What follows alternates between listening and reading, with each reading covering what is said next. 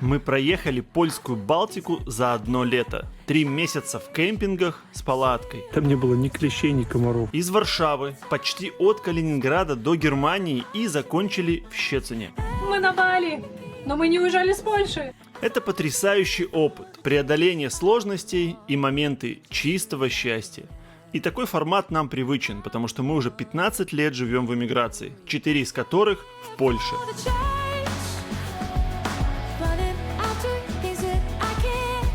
Собрали для вас яркую и мотивирующую историю.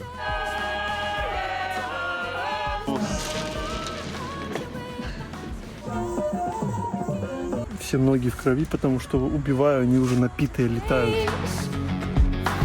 А в придачу много полезной информации о лучших кемпингах, отелях, городах и необычных местах, которые мы встречали на нашем пути по польскому побережью. После того, как мы выселились из Варшавы, мы так запланировали сразу, что 3 месяца у нас будет в кемпингах, в палатках, и до этого мы решили устроить себе маленький такой буст для отдыха. Вместо отелей мы нашли 3 таких классных дома, называются домки вакационные. Это такой дом-прицеп.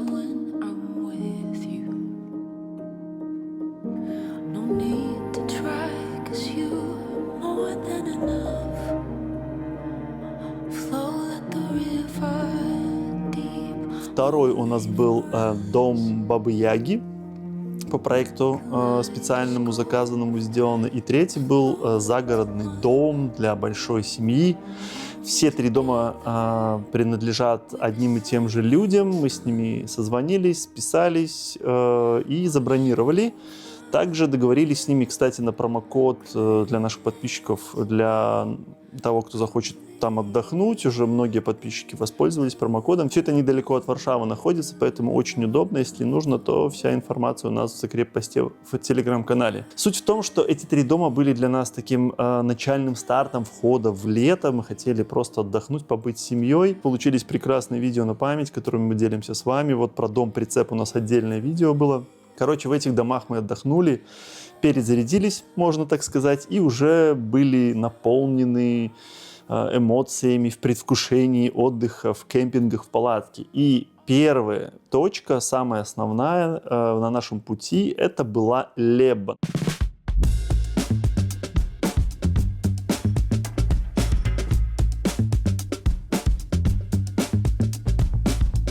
На самом деле это посередине побережья, но потом мы все-таки вернемся к началу. Просто мы идем по хронологии, и Леба у нас было первым местом. И это оказалось место, где мы больше всего провели времени на одной стоянке. Вторые 2 месяца у нас уже были более такие активные, но первый, это был вот практически месяц, меньше чуть-чуть, около там 3 с чем-то недель мы стояли в кемпинге Fly Camp. Это потрясающий кемпинг, новый, свежий, очень крутые санузлы, очень качественный сервис, там такой супер вовлеченный хозяин.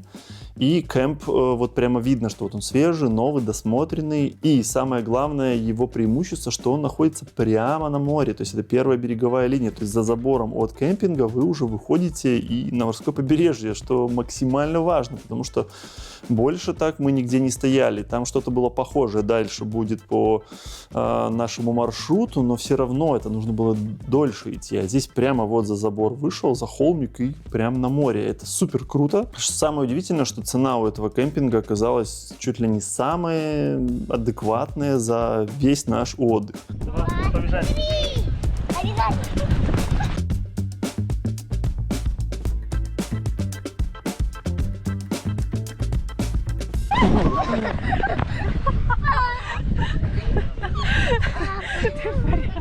Я в порядке.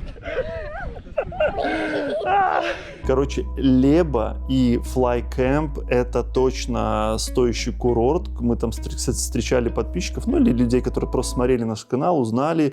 Из Беларуси тоже ребята. И они говорят, что из Гданьска, из Сопота ездят на Лебу, потому что такого песка нигде нету, вот у них там в окрестностях. Ну, вот так они сказали. Если вы собираетесь отдохнуть на Балтике, то Леба и Fly Camp — это то, что мы бы рекомендовали от всего сердца. Это очень классное место, вот, в которое мне хочется приехать. И если подробнее интересно, то про Лебу у нас есть отдельный выпуск про город, про достопримечательности, все, что там посмотреть, как мы там катались на велике, более подробно про кемпинг, все там. А мы идем дальше.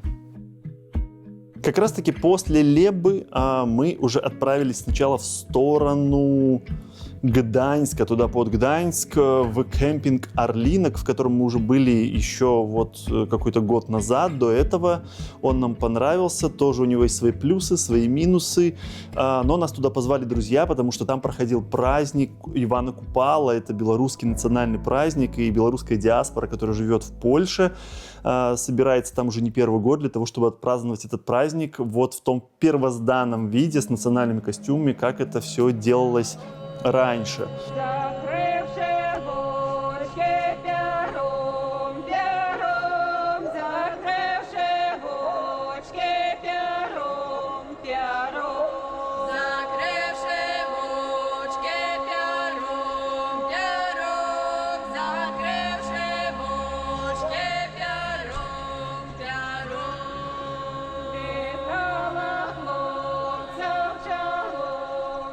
Они договариваются с хозяином, там разрешение на костер, на пляже, потому что Ивана Купала предполагает большой костер, через который прыгают, не знаю, голышом или одетыми, по-разному интерпретируют. Так или иначе, все белорусы сталкивались с этим праздником, особенно, возможно, там, старшего нашего поколения, кто уже постарше. Конечно же, все это осталось в памяти и вызывает определенную ностальгию. Спасибо, кстати, организаторам, ребятам, которые все это устраивали.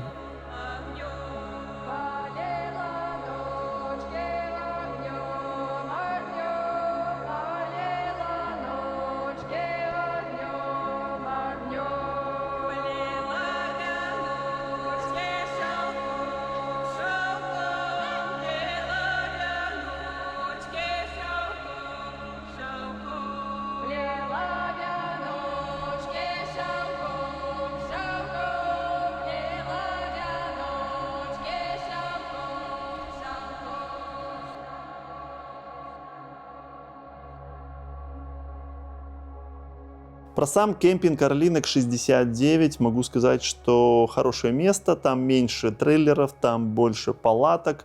Он, конечно же, после Лебы выглядит немножко такой, потертый, подушатанный. В этом кемпинге в Орлинке очень много палаток, в отличие от того же Fly кемпа, в котором мы были, где одни новенькие кемпер-вены.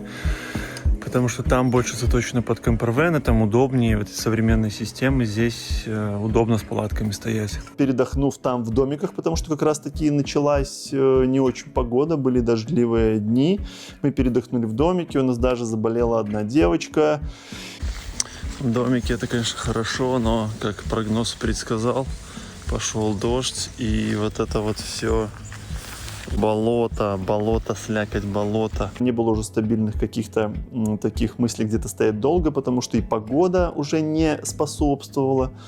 И хотелось посмотреть много мест. И вот, в общем, уже с этого момента уже наша авантюра набирала обороты. Вот это вот немножечко утомляет, потому что вот это постоянно нужно все паковать, перепаковывать. Сейчас вот это все нужно перепаковать, чтобы все было ремнями заложена, машина под завязку, но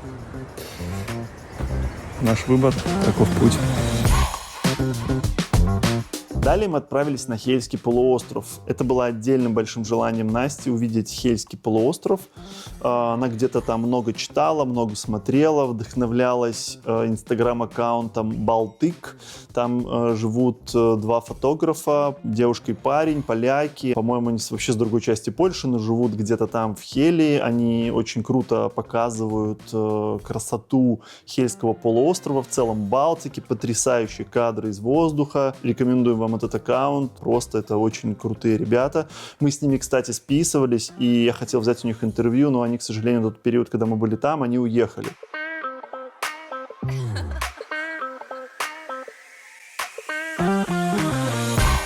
Хельский полуостров оставил неоднозначное впечатление. С одной стороны, это оверпрайс, супердорогое место в туристический сезон, как и все польское побережье. Вообще, конечно, поражают поборы.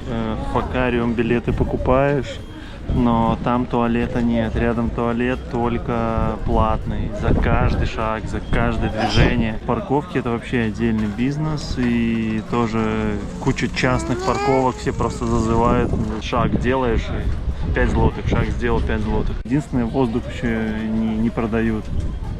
Но их можно понять. Пытаются заработать на сезоне на это.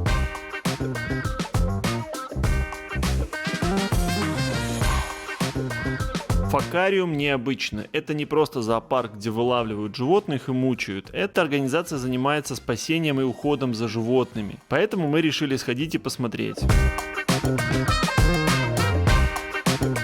Прикольное представление, детям, конечно же, очень понравилось.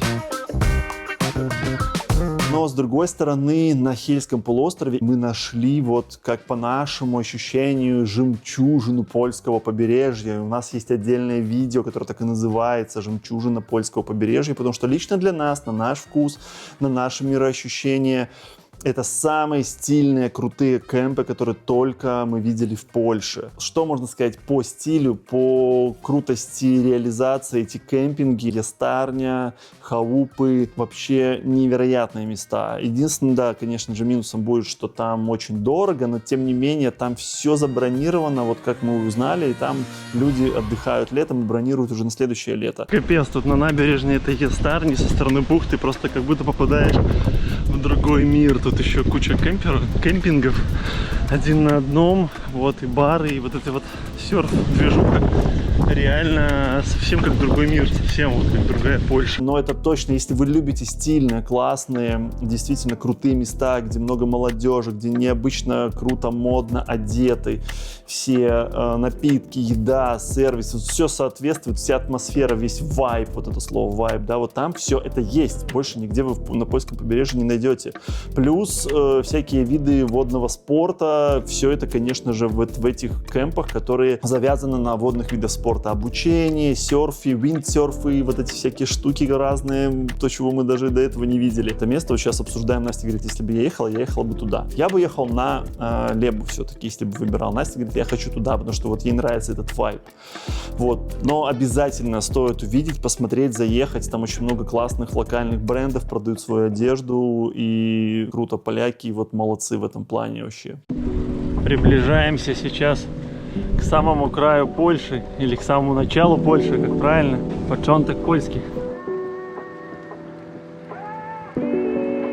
Что касательно самого городка Хель, Ястарня, вот помимо вот этих кемпов и халупы, ну это классическое польское побережье, которое по сути ничем не отличается от курортных городков и до самого уже, который тянется до самого Свиноустья.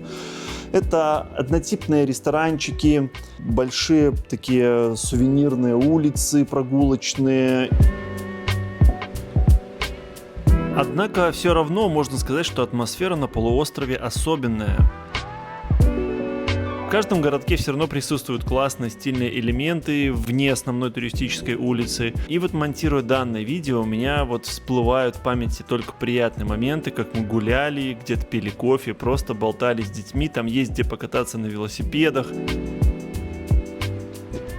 Набережные, яхты, лодки, вот этот морской вайб, он действительно чем-то особенный и западает в душу.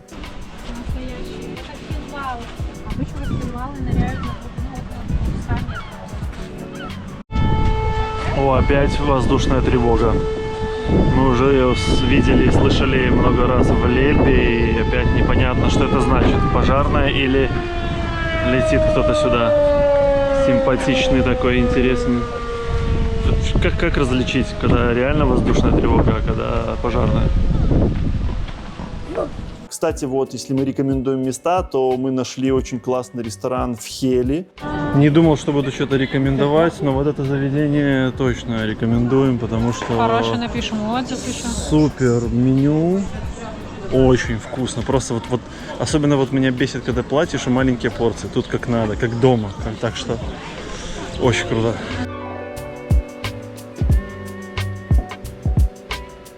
Вот здесь единственная на весь полуостров самообслугово-пральня, поэтому можно постирать здесь самому за 25 злотых.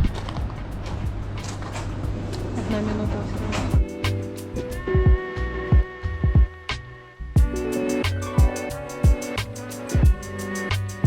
Найти жилье было непросто часто, тоже за оверпрайсы. Тут нечего нам порекомендовать именно на Хельском полуострове, потому что мы просто приезжали вот так вот из окна машины, звонили во все вот эти апарты. Вот очередной раз доказательство, куда ни посмотри, в любой дом, просто абсолютно любой, 100% домов, и на всех домах висят покои, гостиные, ночлеги, вот это все везде есть. То есть вообще, если едете на эту полвыспу, вообще ничего не бронируйте. Если хотите по бюджету, то ничего не надо бронировать на Booking.com, потому что вы пойдете вот в такой хоррор-фургон, как мы, и у вас будет what the hell, а не польская хель. Вот это вот все чудо. 300 злотых в сутки. С дополнительной парковкой 20 злотых в сутки, потому что как бы в люксе бесплатно парковочка не предоставляется. Короче, это реальный шок. У меня такое чувство, что я попал в какой-то хоррор в американских фильмах, где в провинциальном штате приезжают, там в трейлерах вот в таких живут. Это трейлер 1616 года, наверное, по ощущениям. Вообще, это странная современная одежда моей жены. Очень не смотрится здесь. Короче,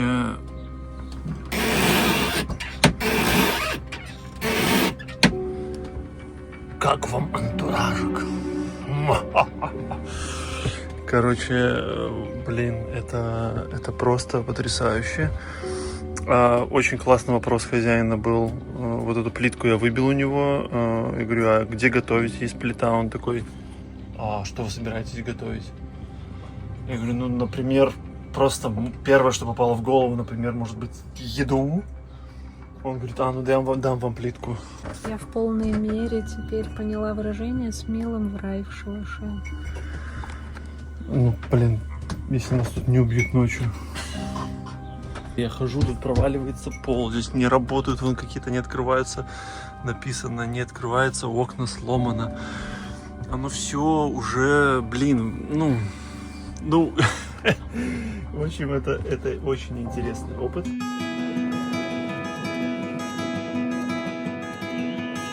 Морское побережье нам очень близко по духу. Если не жить, то хотя бы часто выбираться или отдыхать на море или на океане. Иногда даже не важно, чтобы была жаркая пляжная погода, потому что просто ходить, гулять с семьей по огромным польским пляжам – это действительно большое удовольствие. Эти бесконечные песчаные полосы и морской воздух. Иногда достаточно этого запаха, ощущения морской воды в воздухе и песка под ногами.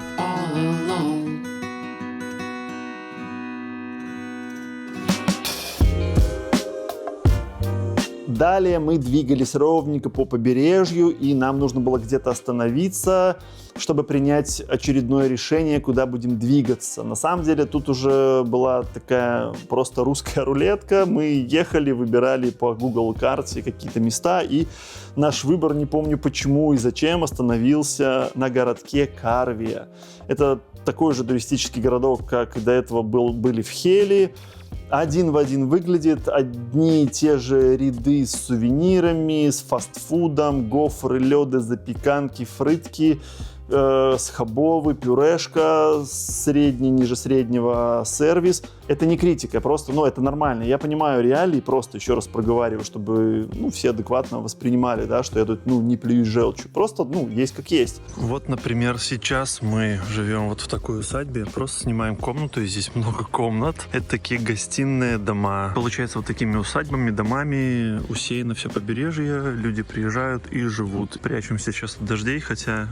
Странно, по прогнозу дожди. Фишка в том, что ни хозяев, ни кого-то не видишь. Все, куча людей разных живет, как отельчик, такой мини-отель. Но этот городок и эти места уже значительно дешевле, чем Хель, потому что Хель супер хайповое место, все туда хотят, или не хотят, но тем не менее там дороже почти в 2 раза, может там чуть-чуть меньше, но вот примерно плюс-минус. Короче, в Карви можно было передохнуть за дешевые ночлежки. Помимо критики, скажу, что очень много всяких мест для детей, всякие надувные батуты и там какие-то тоже развлечения всякие-привсякие. Конечно, единственный минус для нас, как на наш вкус, как приверженцы мы здорового питания, что слишком много сахара, слишком много сладкого, просто везде выливается эта сладость. Окей, тут, в принципе, все в семье могут это регулировать, мы это регулируем. Но то, что есть куда детей отправить попрыгать, поскакать, побегать, поразвлекаться, это тоже огромное преимущество вот этого побережья. И вот Карви, такие городки не расхайпованные, там достаточно демократичные цены по сравнению с другими большими суперизвестными местами. Вот такой был спокойный отдых, передышка перед следующим рывком. Мы уже 1,5 месяца в дороге. Это непросто, и мы устали. Детям попроще, но именно в такие моменты жизнь ощущается наиболее ярко и наполненно. Мы вместе, семья, самые близкие люди. Мы еще молоды и создаем лучшие воспоминания для себя, старости и наших детей. Когда они уже будут обременены тяготами взрослой жизни, я уверен, они будут с теплом вспоминать эти беззаботные моменты счастья. Нам нужно было заехать в торговый центр, нам нужен был город, который вот уже город, не совсем деревня, чтобы закрыть кое-какие вопросы там по автомобилю, по какой-то там смене одежды, нужно было что-то купить, докупить, Декатлон, все эти вещи. И самое главное, нам нужно было провести большую стирку всей семьи, и мы отправляемся в город Слупск. Ну что там? И это как раз-таки тот прекрасный случай, когда отсутствие каких-либо ожиданий создает тебе просто эффект «Вау!».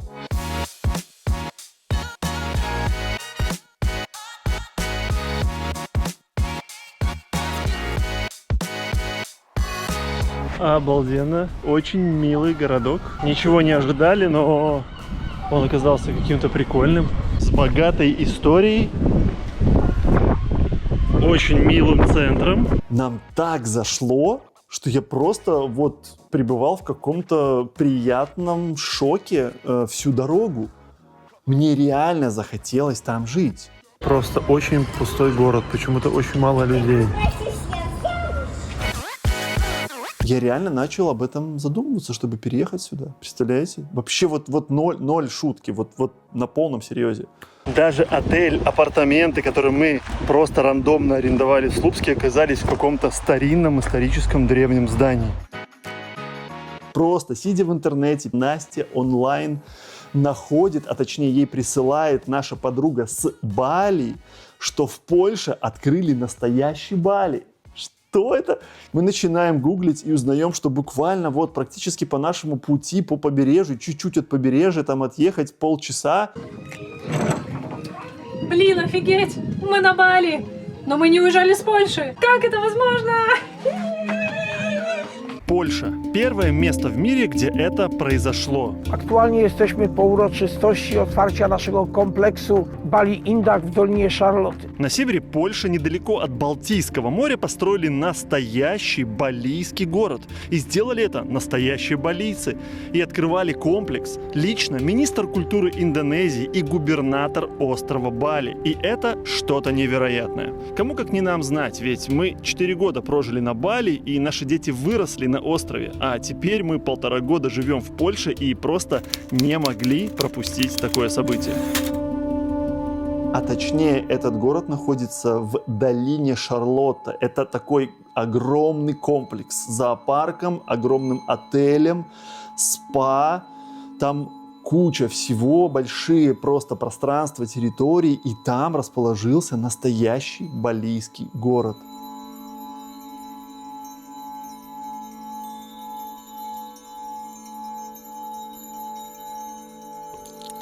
Я не знаю, как еще описать наши эмоции. Мега кайфовали, просто общались с балийцами, показывал им свой документальный фильм, потому что у меня есть отдельный канал про жизнь на Бали, когда мы жили там. Настоящее балийское шоу, настоящие танцы. Это все, они привезли все до деталей, даже вот резьбу по дереву, искусство, которым они промышляют там, которому около 2000 лет, потому что Бали вообще является таким законсервированным островом посреди мусульманского государства Индонезия, где там 1000 островов, все мусульмане, и только маленький островок со своей уникальной религией индуизмом, который 2000 лет как законсервирован на одном месте. И для них вообще это супер священно из поколения в поколение. Вот они взяли это и вывезли в другую страну по договоренностям взаимоотношений, культур между странами. Это просто потрясающе. Если вы собираетесь на побережье или не собираетесь на побережье, я советую вам просто непременно посетить это место, потому что это не музей, это все настоящее. Это вот руками балийцев, даже дерево какое-то специальное для резьбы привезли из Бали. Ну, не все, конечно, там все невозможно, но очень много аутентики, настоящая аутентика. Очень вам советую. Кстати, я сейчас подумал, это так символично, что настолько законсервированные в своих традициях балийцы привезли это полякам, которые тоже, можно сказать, из всей Европы, самый чтящий традиции и берегущий свои традиции народ. Польши 123 года не было. Какая страна может вообще похвастаться чем-то похожим, чтобы удержать народность, традиции в течение 123 лет и потом возродиться заново. И тут балийцы, и тут поляки. Что-то вот есть у них общее. Даже флаги очень похожие. Что вы думаете по этому поводу? И так, уже немножко отклонившись от моря, мы решили возвращаться к морю. И увидев, что на карте самое близкое место вот от того места, где мы сейчас находились, это как раз-таки городок Устка, тоже прибрежный классический городок. И тут вроде бы все точно так же, как и в остальной Польше, но вот что-то вот есть, что отличает это место. Какая-то кукольная, чистая, супер миниатюрная атмосфера. Вот сейчас по памяти вроде воспроизвожу, вот как будто бы город только вчера построили, вот прямо весь нульцевый, супер чистый, супер такой ухоженный, супер нарядный. Очень много людей, правда, было. Кстати, там вот первый раз мы увидели прям действительно переполненные пляжи, потому что еще с погодой стало все намного лучше, и люди прям повыезжали. Я так понимаю, из прибрежных, вот тоже, чем Слупск, вот тот же хорош, то, что просто жить там и на море, 30 минут, все, ты в Устке, класс вообще. О, Друзья, смотрите, это почти знак. Приют адекватности. А очень важна ваша поддержка. Очень много труда вкладываю, поэтому хочется, чтобы канал развивался. Каждое ваше действие, лайк, комментарий способствует поднятию видео в алгоритмах и раздаче на более широкую аудиторию. Также после комментариев сейчас можно ставить такие звездочки хайп, они тоже повышают и раздают видео дальше. Спасибо всем за поддержку.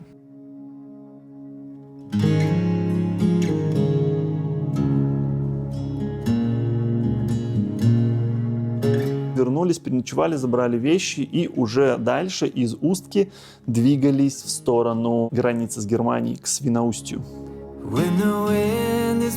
Решили остановиться в кемпинге Трэмп. Это один из самых разрекламированных, один из самых хайповых кемпингов в медиапространстве. Нам знакомых их рекомендовали. Мы решили остановиться там, потому что он большой, там тоже близко к морю. Вот. Первое, что, конечно, нас смутило, это оверпрайс. То есть там было супер дорого. Вот такие расценки вы можете видеть сезон и не сезон. Что касается качества, это даже близко не тот самый флайкэмп, о котором мы говорили в Лебе. То есть все ушатанное, все потертое, очень много вот этих штук в умывальниках не работает, души поломанные, вода идет теплая, неудобно мыться, умывальники тоже все не так эстетично. Опять же, я просто сравниваю с тем же польским побережьем. Но здесь у него один момент, он близко к границе с Германией, и очень много немцев там отдыхает уже годами семьями, поэтому там такой ценник они могут себе позволить. Для немцев все-таки не так это дорого. Однако забавный факт, что мы стояли рядом с немцами, и немцы, мы с ними смолточили, там разговаривали, немцы тоже возмущались по поводу цены, говорили, что это ультра дорого для кемпинга. Но вот такие вот реалии. Что нужно сказать этим немцам? Если дорого, иди зарабатывай больше. Так я им и сказал. Сижу, сейчас в палатке, пришлось закрыться. Вот. Классная палатка, еще раз подтверждаю, вообще восторг полный. Арпинас, Кишуа, как там правильно, мне уже накидали по щам в комментариях, что неправильно произношу бренд, ну, короче, сори. Вот, прикол в том, что здесь под Свиноустьем очень много комаров. Вот, поубивал только что, уже напитых, все руки в крови, все ноги в крови, потому что убиваю, они уже напитые летают.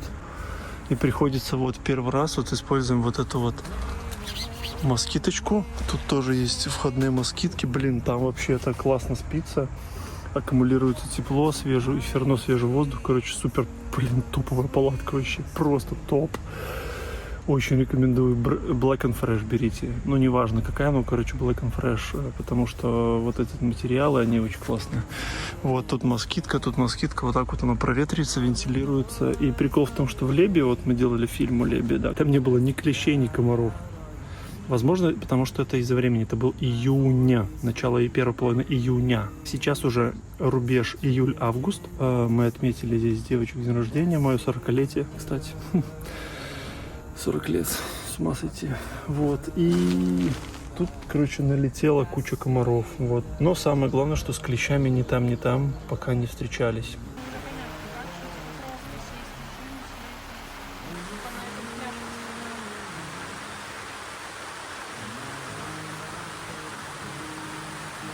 Шлем!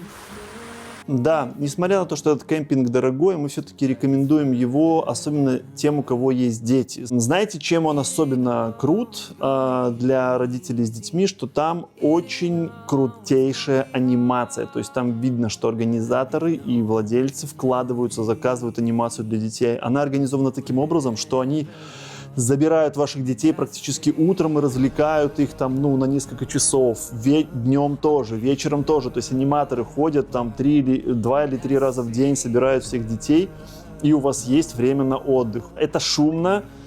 Если без детей не любите много шума, то, скорее всего, это не для вас место. И еще для тех, кто не любит шум, самое главное не селиться близко к выходу к морю, потому что там еще сцена, и там какие-то рок-концерты, движуха, пив-бар. В общем, там прям очень шумно, весело, вот так вот, как вот знаете, вот по-бытовому. Все пьют пиво, детей занимают.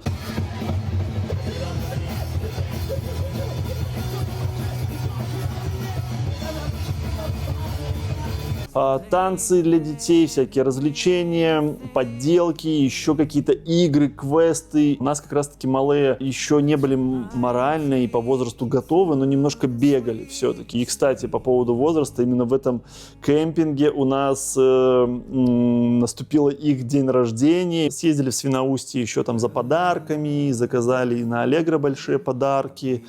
И сходили в кино, но, в общем, как бы отпраздновали, как это можно было отпраздновать в кемпинге. Мама, твои шарики в кадре были потрясающие.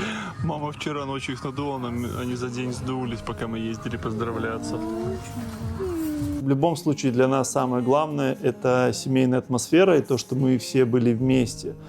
А что нужно детям? Ну, подарки пришли, вот они и довольны. Выходы к морю все похожи, и просто этим набережная польская вообще особенно прекрасна. Уже много раз повторял. Это лес сосновый и морской воздух. Тут еще березовая роща.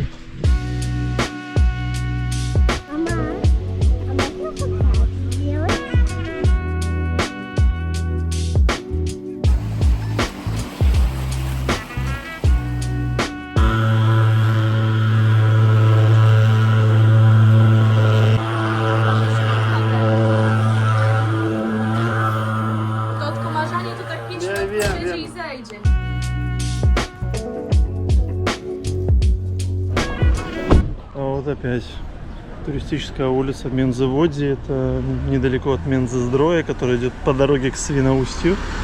И опять все одно и то же. Даже название кафе не выглядит, вывески даже одинаково. Фрытки, лёды, запеканки, хот-доги, косички цветные. Вопрос, почему реально ни у кого не возникает какой-то идеи сделать что-то оригинальное, интересное, что-нибудь другое. Вот, опять же, не знаю, это неплохо, не хорошо, но интересно. Чем еще хорош этот кемпинг? В окрестностях очень много красивой природы, помимо моря.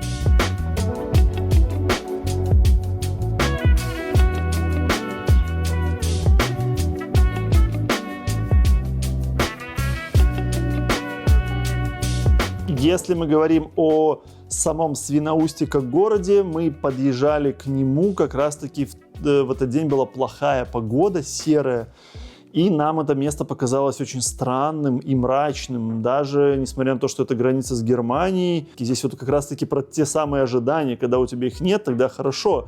Все, что бы ни происходило, все может быть окей. А когда есть ожидания, то вот не всегда они оправдываются, и это уже как бы твои проблемы. Но так сложилось, что нам не очень понравилось место, как-то по атмосфере. Повторюсь, может, так сложилось в этот день, не знаю. Напишите свое мнение, что вы думаете об этом. Пробыв в кемпинг-трэмпе какое-то время, я понял, что это прям супер накладно по деньгам. И нам еще было рано ехать во Вроцлав, потому что наше жилье, которое мы, кстати, дистанционно и искали из кемпинг-трэмпа, благодаря нашему другу, агенту Илье, с которым мы его дружим, в каждом видео о нем рассказываю, что если кому-то нужно найти жилье во Вроцлаве, арендовать, продать или купить, то это супер надежный, классный человек, которому мы доверяем.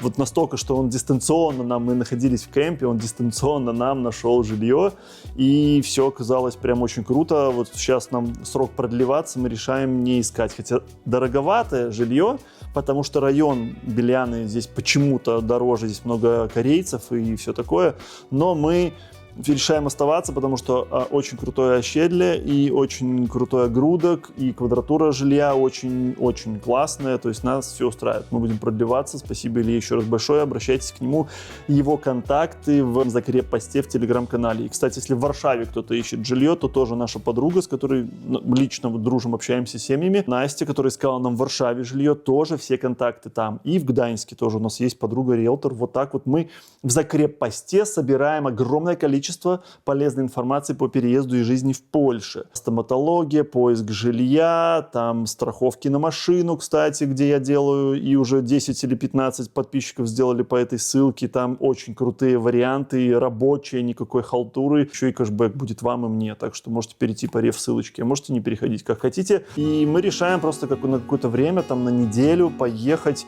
просто найти на побережье любой какой-то подешевле кемпинг. Нашли на карте такой Sea Camp. Это район, городок Рогово.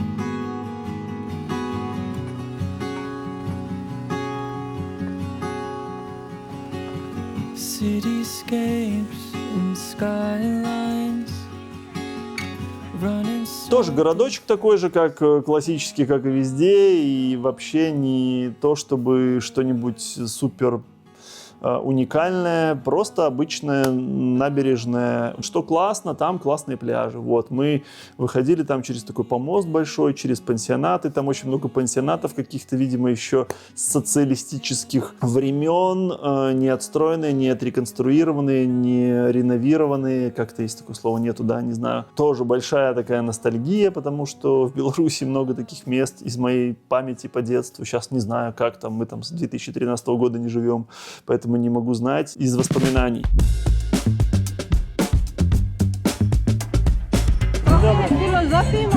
Не, прекрасно.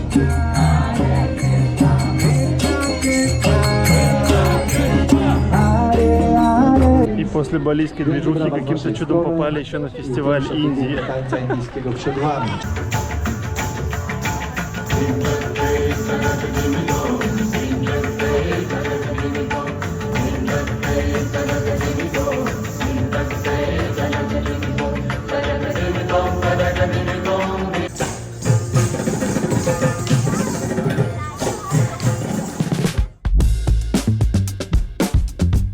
Фестиваль однообразия продолжается.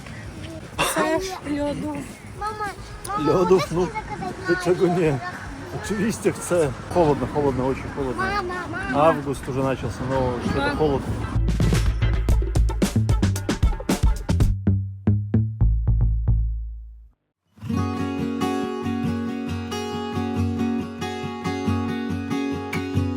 И классно то, что там провели время на самом деле. Это уже были последние наши дни в палатке. Мы расслабились, замедлились, снимали для работы видеостоки, копили материал.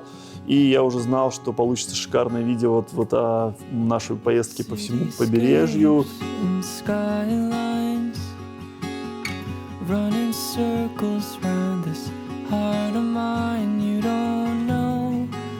Вот эта вся жизнь в палатке, конечно, она утомляет. Это романтика, это круто. А у людей страх в восприятии того, что можно поехать с детьми на природу и жить там. Хотя жить на природе в польском кемпинге, это вообще не сказать, что это прям дикий отдых. Да? Мы там со светом, с электричеством, с нас даже смеялись, когда я про инвентарь рассказывал. То есть это совсем не дикий отдых, но для детей это огромная классная память. Они вот целый год вспоминают об этом и просят нас: давайте поедем с палатками опять, потому что это самые крутые моменты. Неважно, где ты, и что ты, и как ты, если вы с семьей вместе, если вы вместе общими усилиями преодолеваете какие-то сложности. Конечно, было много сложностей, много скандалов, капризов, ссор, но мозг запоминает только хорошее, поэтому это прекрасный опыт. Если вы хотите это испытать, то мы вам очень советуем прокатиться, отдыхать вместе с семьей, уделять больше времени друг другу, и это круто.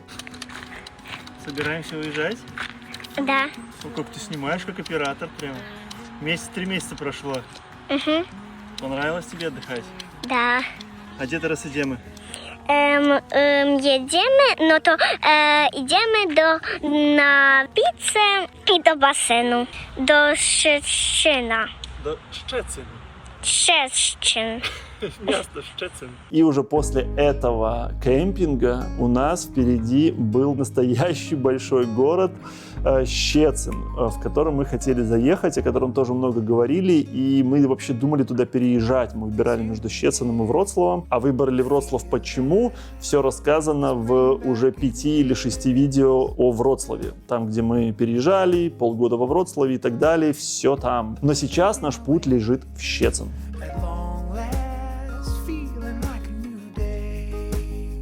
Конечно, это было невероятным ощущением после этих палаток, 3-месячного передвижения, постоянно забитая машина, просто все эти шмотки вываливаются. После всего вот этого очень приятно приехать в цивилизацию, классная квартира.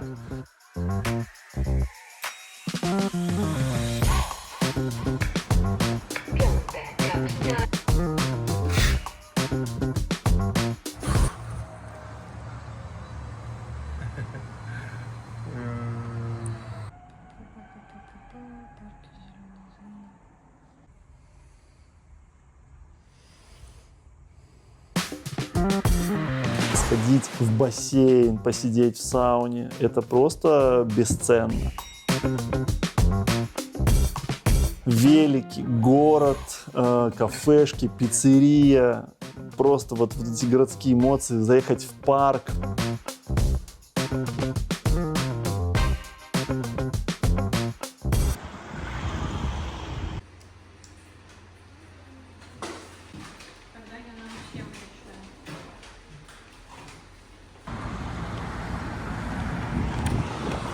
Dziękuję.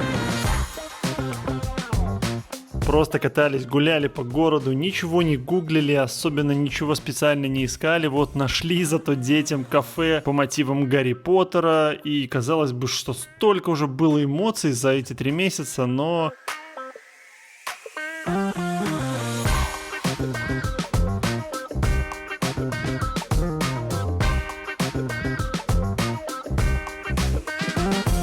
Ну, конечно, в большом городе и цивилизации много чего можно найти. Дети были очень рады.